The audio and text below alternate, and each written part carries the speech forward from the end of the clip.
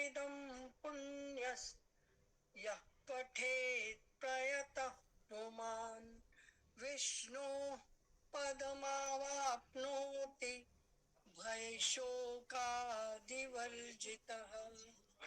गीताध्ययनशीलस्य प्राणायामपरस्य च नैव सन्ति हि पापानि पूर्वजन्म कृतानि च मलनिर्मोचनं पुंसां जलस्नानं दिने दिने सुकृद्गीताम्भसि स्नानं संसारमलनाशनम् गीता सुगीता कर्तव्या किमन्यैः शस्त्रविस्तरैः या स्वयं पद्मनाभस्य मुखपद्माद्विनिसृता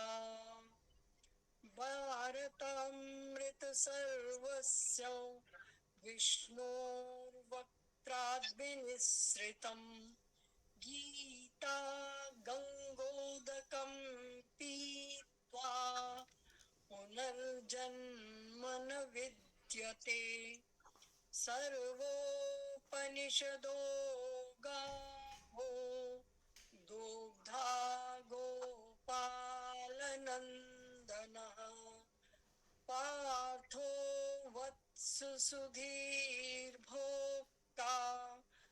दुग्धं गीतामृतं महत् एकं शास्त्रं देवकी पुत्रगीतम् एको देवो देवकी पुत्र एव एको मन्त्रस्य तस्य नामानि यानि कर्माप्येकं तस्य देवस्य सेवा कर्माप्येकं तस्य देवस्य सेवा। हरिओम। आइए गीता जी की कथा में प्रवेश करें और हम अपने जीवन का आरंभ करें, नई शुरुआत करें। जिस दिन जागे वही सवेरा। सो रहे थे, कोई बात नहीं, प्रभु कृपा की आपने जो जगा दिया, अब आपकी कृपा से जो जागे, तो अब आपसे प्रार्थना है कि मैं फिर सो न जाऊं। ऐसी कृपा हो कि फिर सो न जाऊं, अपने को निष्काम प्रेमी बनाऊं, मैं आपको चाहूं और पाऊं, संसार का भय कुछ रह न जाए। हे नाथ अब तो ऐसी कृपा हो, ये जीवन निरर्थक जाने न पाए। हे प्रभु मुझ पर आप ऐसी कृपा कर दो कि जो हो, जो बीत गया उसको कोई वापस नहीं कर सकता। भूल जाओ, जो है, जो आने वाला है, उसको हम अवश्य सुधार संभाल और पकड़ सकते हैं। हम उसे पकड़ कर रहें, उसमें अच्छे से जिए, गीता जी के बताए रास्ते पर चल पाए। इसलिए सतत निरंतर प्रयास, सतत निरंतर प्रार्थना, सतत निरंतर लक्ष्य का ध्यान बना रहे। हे प्रभु हम पर ऐसी कृपा कर। अब अर्जुन भी हाथ जोड़े हैं प्रभु के सामने कि मेरा मोह नष्ट हो गया है, करिष्ये वचनम तव। वहीं संजय हाथ जोड़ रहा है कि व्यास प्रसादात् श्रुत्वान् एतद् गुह्यतमम्।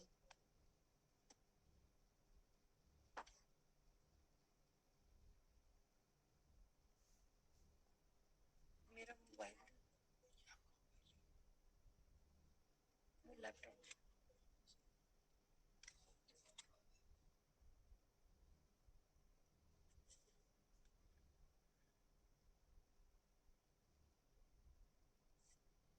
आई आवाज? जी। तो उधर संजय हाथ जोड़कर है कि व्यास के प्रसाद से मुझे ये सब प्राप्त है, और वो उसी में प्रसन्न है, उसी में स्थिर है, उसी में अपने भावों में है, और उनमें कह रहा है कि अति दुर्लभ गीता शास्त्र का जो महत्व प्रभु ने बताया, उसको सुनकर संजय की अपनी स्थिति क्या है, वो ये कहता है, राजन।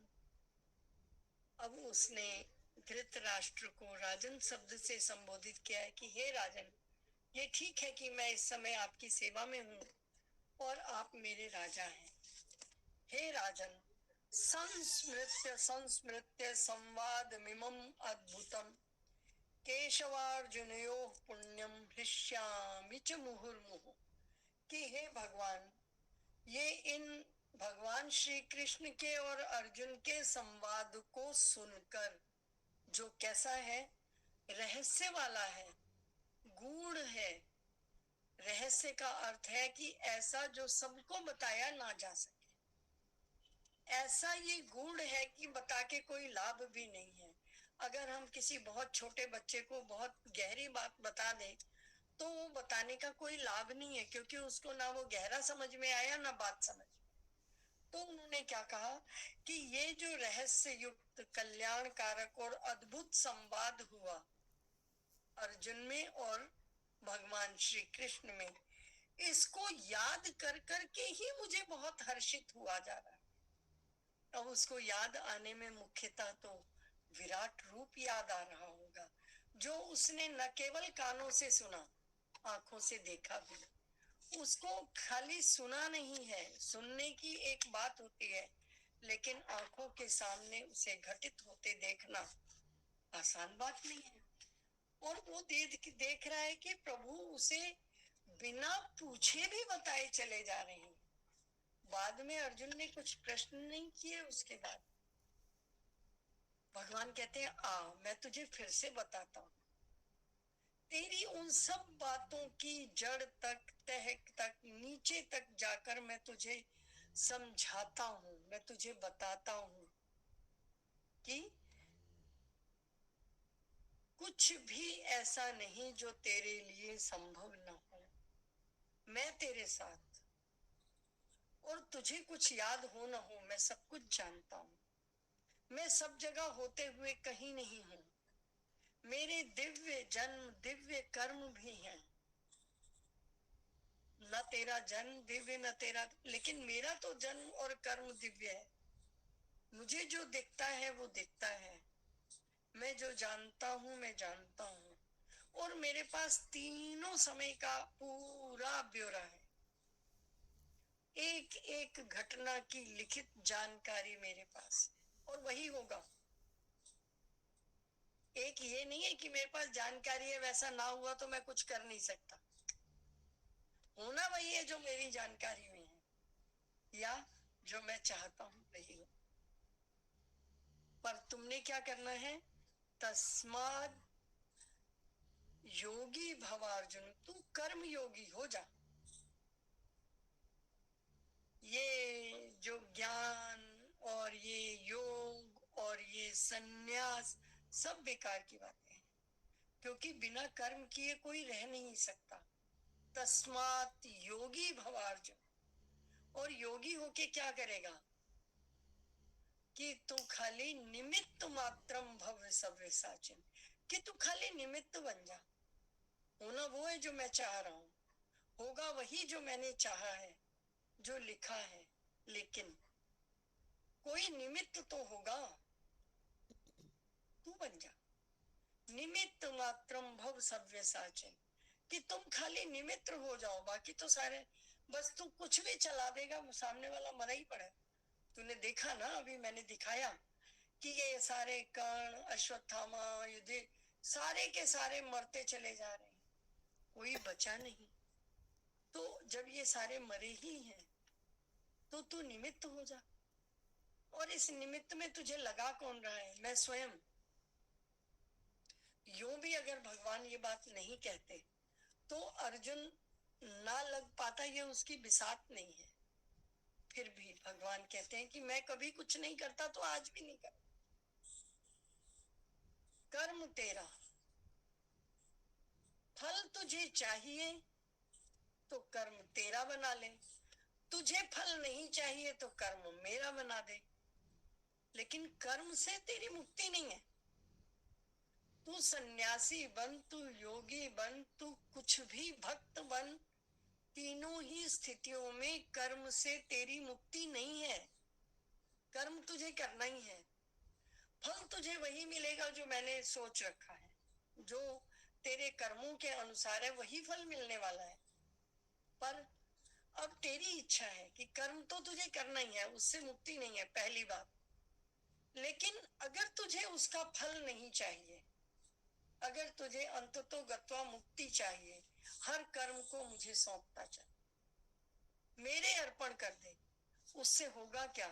तेरा बंधन छूटता है, और बंधन के छूटते ही वो कर्म का फल तुम्हें ना प्रसन्नता दे रहा है, ना ही तुम्हें कष्ट दे रहा है। और दोनों ही स्थितियों में व्यक्ति के हाथ में लड्डू है।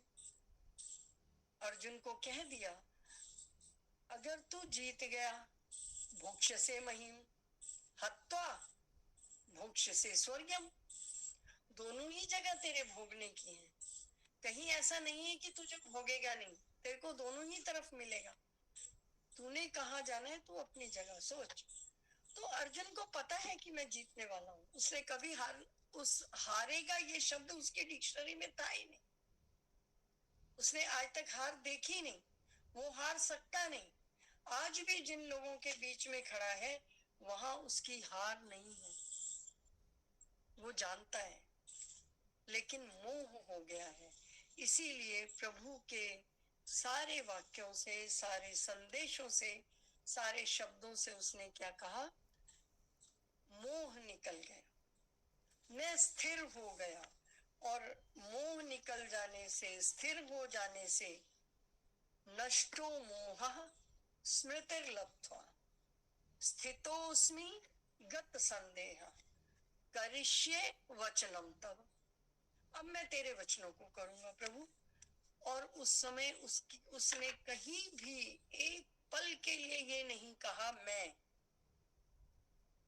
उसकी मैं समाप्त हो गई है, अब वो प्रभु से मिलने को तैयार है। उसकी पात्रता है इस समय, उस पात्रता को हम स्वयं में जगाएं।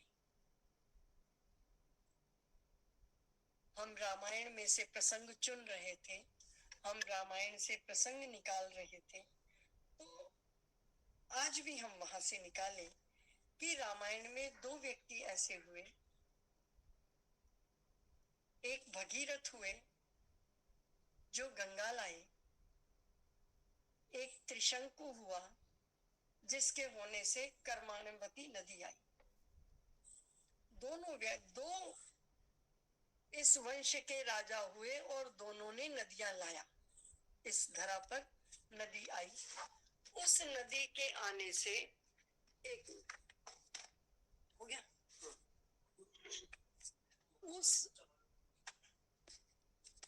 उस नदी के, उन दोनों नदियों के आने से और नदियों के आने में अंतर क्या था? देखने वाली बात यहाँ है कि उन दोनों में अंतर क्या था। अब अंतर को यदि आप देखते हो तो सबसे पहले आप जानोगे कि उसके पीछे लक्ष्य क्या था। उस लक्ष्य को लाने के लिए आपको थोड़ी सी इतिहास में जाना होगा कि जो भगीरथ गंगा लाए थे, वो लाए थे अपने पुरखों के उद्धार के लिए, ऐसे पाप के दोष के लिए जो कपिल मुनि के प्रति उनके पूर्वजों ने किया था। कि कपिल मुनि के गले में सांप डाल दिया था, और उस सांप के डालने से कपिल मुनि के बेटे ने उनको श्राप दिया था कि तुम सब का उद्धार नहीं हो, भस्म हो जाओ। सब हो गया, लेकिन फिर उनको ये लगा कि और उन सब के उद्धार के लिए, सगर के 80,000 पुत्रों के उद्धार के लिए गंगा जी का अवतरण हुआ भगीरथ के कहने से। और देखो, जब संसार कल्याण की कामना से कोई कर्म होता है तो उस कर्म की परिणति क्या है? कि उस कर्म की परिणति है कि गंगा आज तक हम सभी के कष्टों को निवारित कर, एक अच्छा काम था ना? और उसमें परोपकार की भावना शुरू से ही शामिल थी कि शुरू से उन्होंने ये कहा कि उन्होंने, मेरा कैमरा आ नहीं रहा, अब आ गया आ रहा है जी, अब आ गया, अब अरे आ ठीक रहा है, अब ठीक है, पहले वो साइड पे हो गया ओके। था। ओ, मैं अभी लैपटॉप भी वैसे खोल रही हूँ, खराब हो गया था, अभी ठीक हो गया। नहीं, अब ठीक है। तो भगीरथ जी के प्रयास से गंगा जी आई, और जब कोई व्यक्ति संसार के हित में कोई कार्य करता है तो उसको स्थान कहाँ मिलता है? शिव जी के शीश पर। शिव जी ने शीश पर धारण किया है भागीरथी गंगा जी को, और गंगा जी भी इतने शीश को देखकर उनकी जटाओं में समा गई, ज्ञान में समाई है। उस ज्ञान गंगा के साथ सभी का उद्धार हुआ। उस ज्ञान गंगा में उद्धार के बाद उन्होंने ये नहीं कहा कि मेरे पुरखों का उद्धार हो गया, अब माँ आप प्रस्थान करो, ऐसा भगीरथ ने नहीं सोचा। और भगीरथ ने उस समय क्या कहा? उन्होंने कहा कि माँ आप उन्होंने इस धरा पर ही उनको रहने दिया, उनको भेजा नहीं वापस। अब जब भेजा नहीं तो वो गई नहीं, और आज तक वो हम सबके पापों का नाश कर रही है। ये है उद्धार और कल्याण की भावना। 1 मिनट के लिए रुकेगा, मैं लैपटॉप से ज्वाइन करता हूँ। अर्जुन इसको बंद कर। नहीं,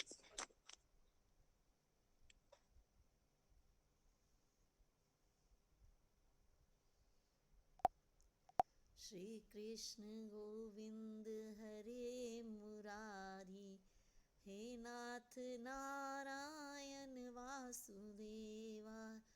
श्री कृष्ण गोविंद हरे मुरारी, हे नाथ नारायण वासुदेवा। श्री कृष्ण गोविंद हरे मुरारी, हे नाथ नारायण वासुदेवा। श्री कृष्ण गोविंद हरे मुरारी, हे नाथ नारायण वासुदेव। हे नाथ नारायण वासुदेवा, हे नाथ नारायण वासुदेवा। श्री कृष्ण गोविंद हरे मुरारी, हे नाथ नारायण वासुदेवा। श्री कृष्ण गोविंद हरे मुरारी, हे नाथ नारायण वासुदेवा। श्री कृष्ण गोविंद हरे मुरारी, हे नाथ नारायण वासुदेवा। हे नाथ नारायण वासुदेवा, हे नाथ नारायण वासुदेवा। श्री कृष्ण गोविंद हरे मुरारी, हे नाथ नारायण वासुदेवा। श्री कृष्ण गोविंद हरे मुरारी, हे नाथ नारायण वासुदेवा। श्री कृष्ण गोविंद हरे मुरारी, हे नाथ नारायण वासुदेवाय।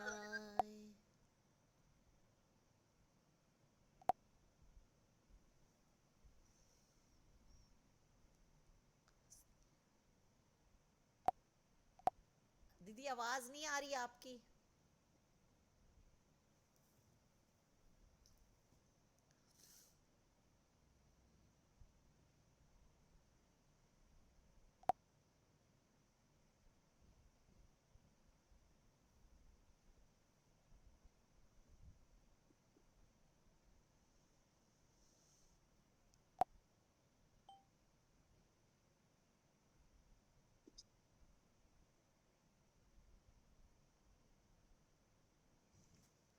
सिया राम जानकी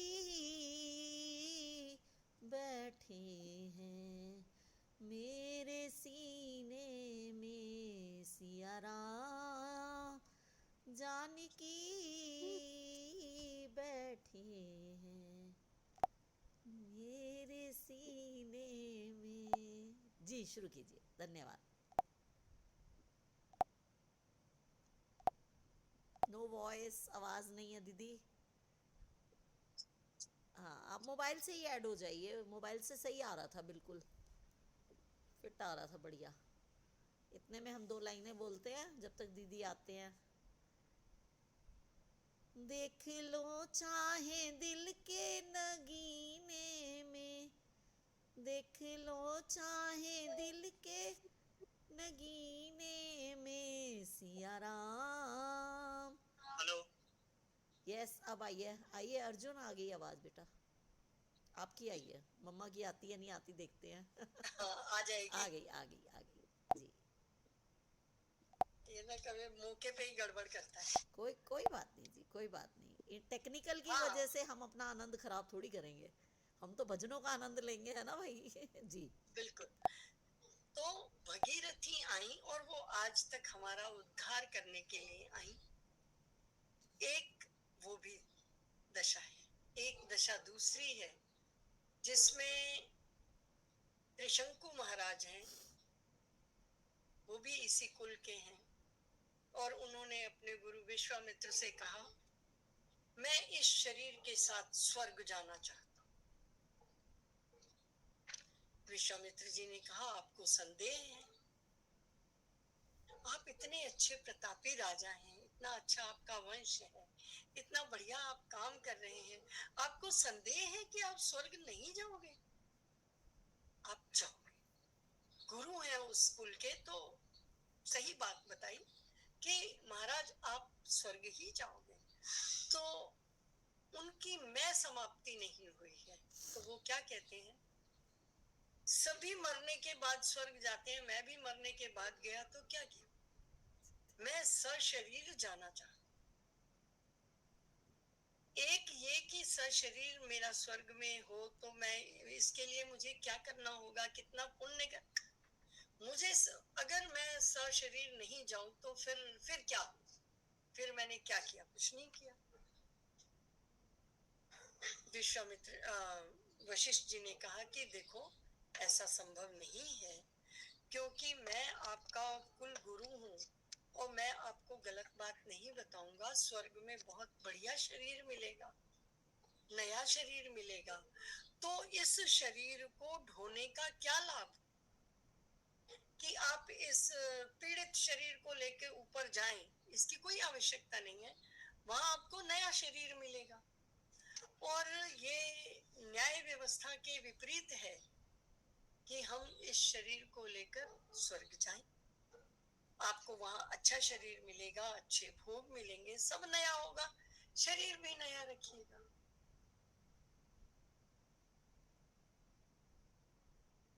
मजा नहीं आया भाई बात का। अब बुद्धि लड़ाई, राजा वाली बुद्धि की, कहाँ जाएं कहाँ जाएं, उनको विश्वामित्र जी याद आ गए। और विश्वामित्र याद इसलिए आए क्योंकि वो वशिष्ठ जी के एंटी थे,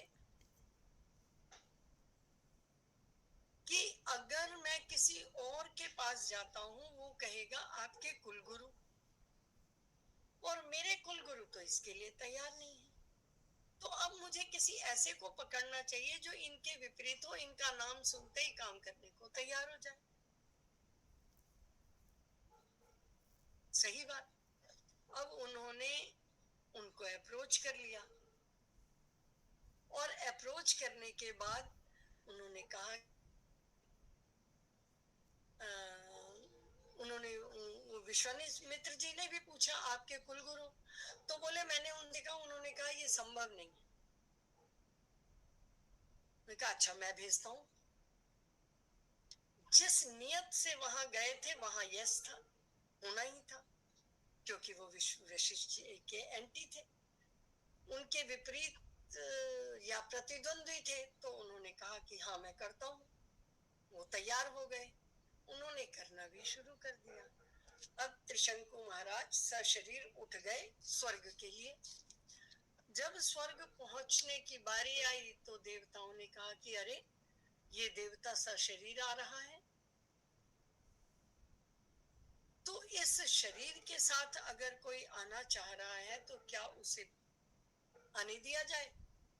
तो ये हुआ कि नहीं, ये विधान नहीं है कि कोई सशरीर मानव आ जाए, नीचे से रोक दिया जाए। त्रिशंकु जी उधर लटक गए तो अब नीचे विश्वामित्र जी, उन्होंने कहा कि ठीक है। अब जब उनको पलटा तो सिर नीचे, टांगे ऊपर। ध्यान से सुनना, बहुत बढ़िया दृष्टांत है ये। सिर नीचे और टांगे ऊपर। अब वो भाई साहब जमीन को आ रहे हैं। कहा तो मैं मर ही जाऊंगा, सशरीर जाना क्या, ये तो सच्ची में आज बिना शरीर के उधर ही जाऊंगा। अब उन्होंने इधर से फिर उन्होंने विश्वामित्र जी को अप्रोच किया, तो विश्वामित्र जी ने उनको वहीं कहा वहीं रुको। वो त्रिशंकु जी लटक गए। अब सिर नीचे का अर्थ है आपकी ज्ञानेंद्रियां नीचे आ गई,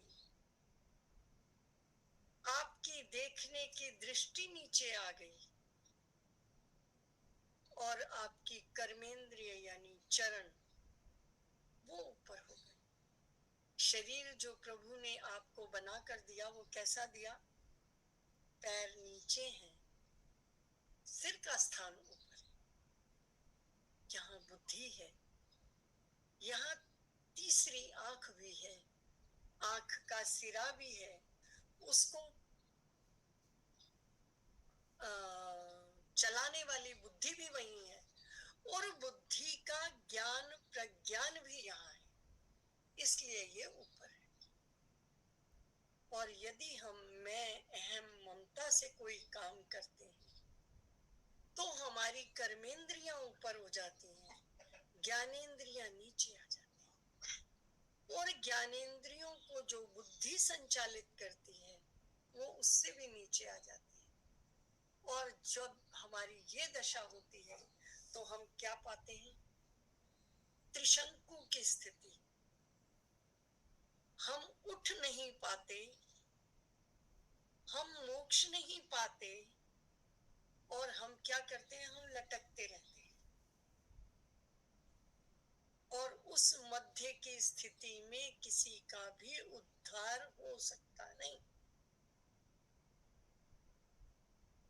अभी तक हम रावण के घर में ये चीज ढूंढते थे, सत्व रज तम। आज हमने इक्ष्वाकु वंश में दो चीजें ढूंढी, एक मैं, अहंता और उसका परिणाम, एक सर्वभूत हिते रता, सबका कल्याण और स्वयं का भी कल्याण। और उसका भागीरथी जी को आप कैसे याद करते हो, और कर्मण्यवती को कैसे, कर्मण्यवती आई कैसे, मैं ये बताने जा रही थी कि जब वो उल्टे लटके हुए थे तो उनके मुख से राल गिर रही थी, उस राल के गिरने से वो नदी बन गई, और उस नदी का नाम क्या आया? वो नदी आई कि वो उस नदी में स्नान करने से आपके कर्म नष्ट हो जाते। अब देखो, गंगा जी का भी पानी है, साफ है, निर्मल है, स्वच्छ है, नहाया जा सकता है, उसमें कपड़े धोए जा सकते हैं, उसमें सब कुछ साफ किया जा सकता है, वहां भी जल है। कर्मण्यवती नदी में भी जल है, और उस जल में भी कपड़े साफ किए जा सकते हैं, देखने में वो भी साफ है, जल है, सब कुछ है, पर दोनों का भाव अलग है। गंगा जी का भाव है स्वयं भी वो पवित्र है, और आने वाले प्रत्येक जीव को, प्रत्येक प्राणी को, प्रत्येक वस्तु को वो साफ कर देती है। और कर्मण्यवती नदी का भी जल है, जिसका भाव है कर्म को जला देना, और उसमें कोई भी अगर आएगा तो जला लेगा। इस बात को एक प्रकरण से समझिए। एक बार, ये बिहार के आसपास की बात है, बिहार और इस तरफ शादी हुई और कर्मण्यवती नदी को पार करके बारात जानी थी। ठीक है, अब पंडितों ने मना कर दिया। पहले तो उन्होंने कहा जी हम तो पार जाए नहीं, इस नदी में पैर कौन रखेगा, तो सारे पुण्य कर्म क्षीण हो जाएंगे, समाप्त हो जाएंगे। नहीं जा रहे, नहीं जा रहे। तो किसी ने सलाह दी कि अच्छा ऐसा है, हम सब आपको अपने कंधे पर बिठा लेंगे, आप ना रखो, हम रखते हैं पैर, चलो। कुछ मान गए, चलो ठीक है। तो जब वहां से पार होने की बात आई, एक का पैर बिछला,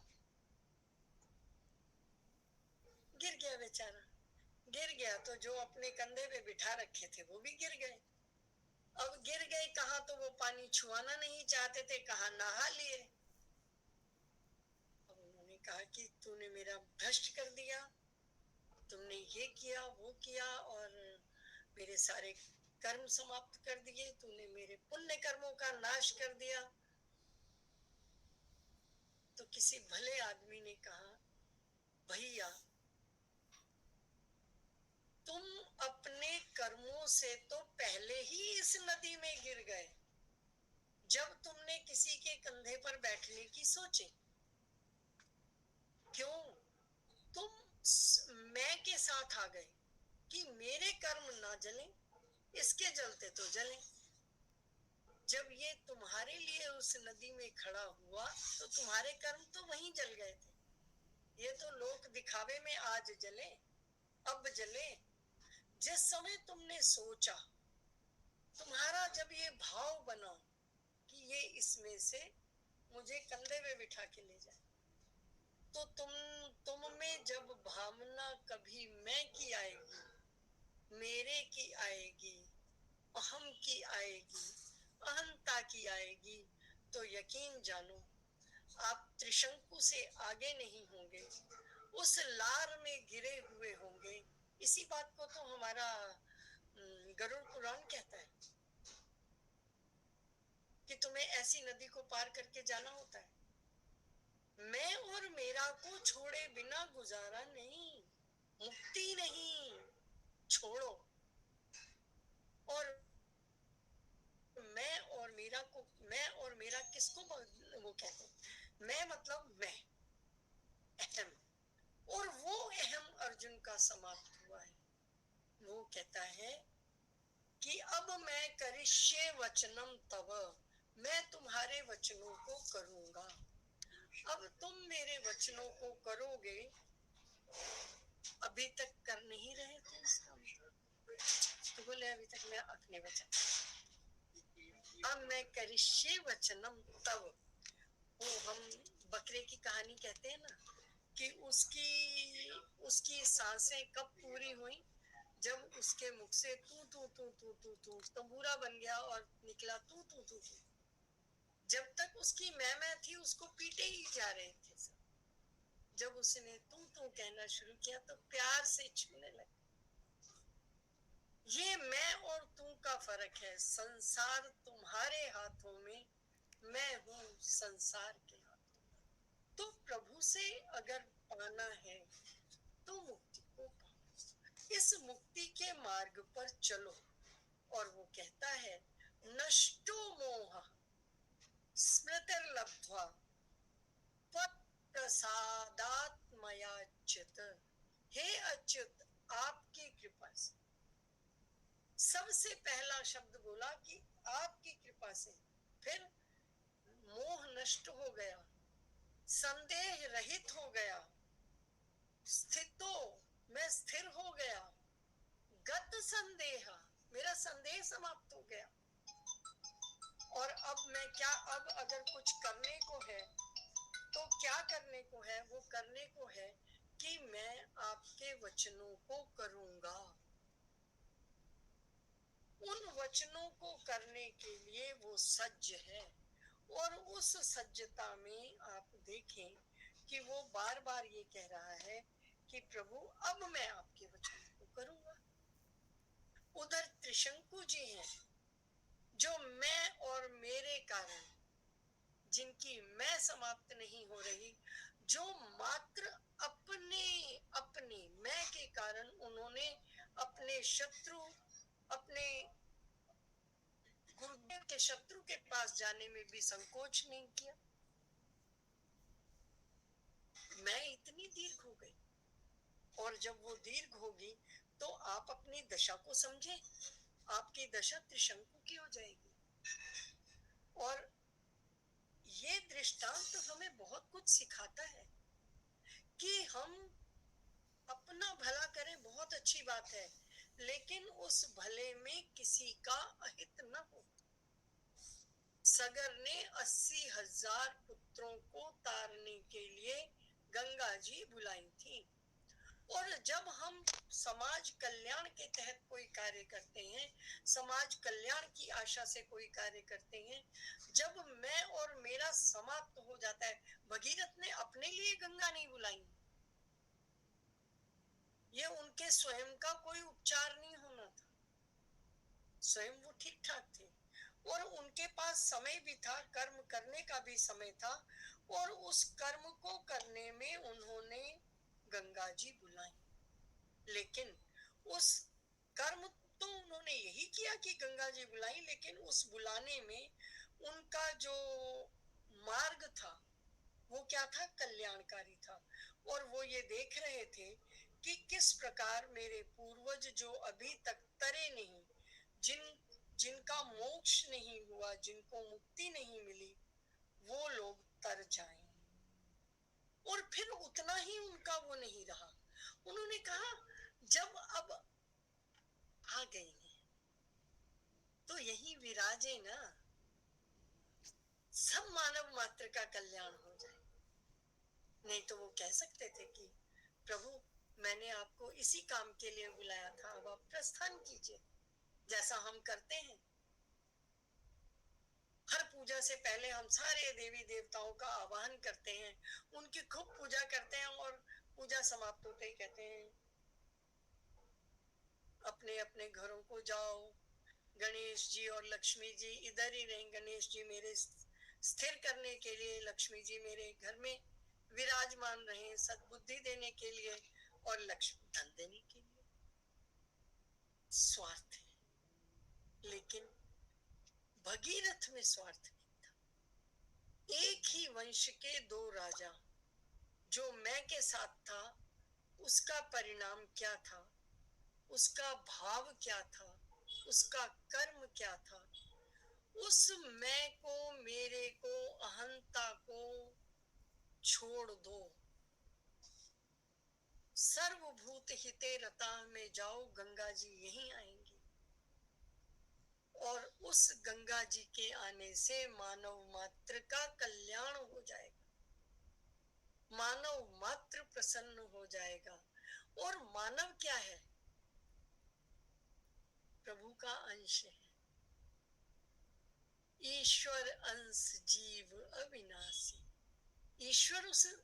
ईश्वर का ही अंश है ये जीव, कोई बाहर से नहीं आया है, आपको खाली उससे प्यार करना है। वो प्रेम जिसका हमने ध्यान लगाया था, उस नदी में सबको डुबकी लगवानी है, स्वयं भी उसी में डुबकी लगानी है। जब तक हम वहां रहेंगे, हमसे कोई अकल्याणकारी कार्य नहीं हो सकता। जब हम प्रेम की गंगा से निकलेंगे तब कुछ और होगा ना। हम उस प्रेम की गंगा में रहें, और उस प्रेम से उद्भूत होगा आनंद, जो सच्चिदानंद है, वो सत्य है, वो चित है, वो आनंद है, वो घन है, उसका कोई और छोर नहीं है, उसका आदि अंत नहीं है, वो है। वो था तो हम कह नहीं सकते, क्योंकि वो है ही, कभी ऐसा था ही नहीं कि वो नहीं था, तो वो है। और हम थे, हम होंगे, हम हो रहे हैं, हम आएंगे, हम जाएंगे, हमारे साथ सारे विशेषण।